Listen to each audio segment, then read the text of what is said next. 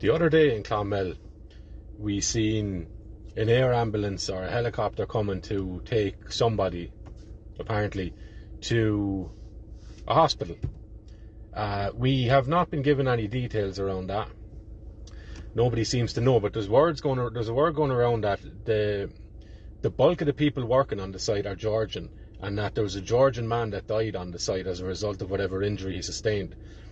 Guards were asked about this, and they said the air ambulance just passed by, and so it kind of pulled in for a minute and then headed off again. That's what you're dealing with.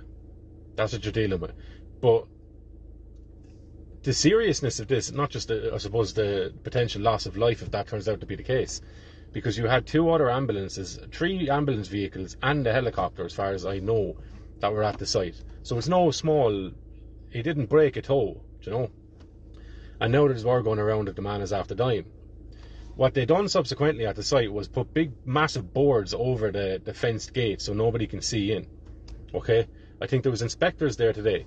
But the grander scope of this is like an example of a much bigger potential of scenarios that are probably already going on in this country and will continue to go on in this country. So what am I talking about? This man, Georgians are pretty high up on the list of people that are coming in as international protection applicants, okay? Which means a lot of them are coming over here with no identification. They've no ties to the country. They've no next of kin in the country. For all intents and purposes, they're ghosts. They don't exist.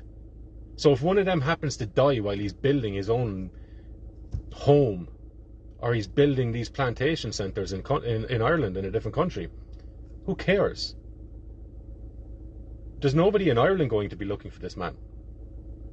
The construction, they're not going to cease operations strictly because some ghost died on site.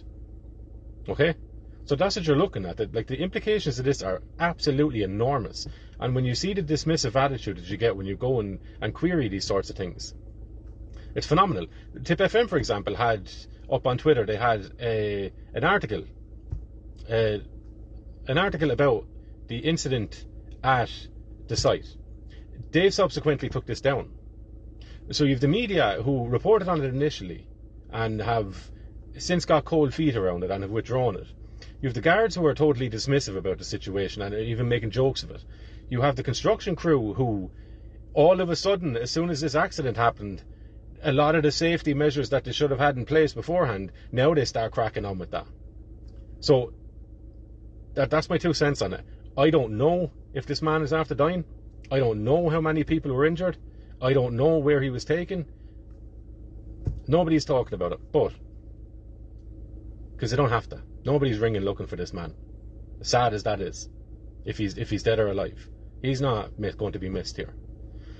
So I would imagine you'll probably get a similar story like you got about the girl up in Dublin who was stabbed, that this man is after making a miraculous recovery and oh no, he's gone back into hospital again, and just forget about it. Okay? So I will leave it at that, but that's my 2 cents on it.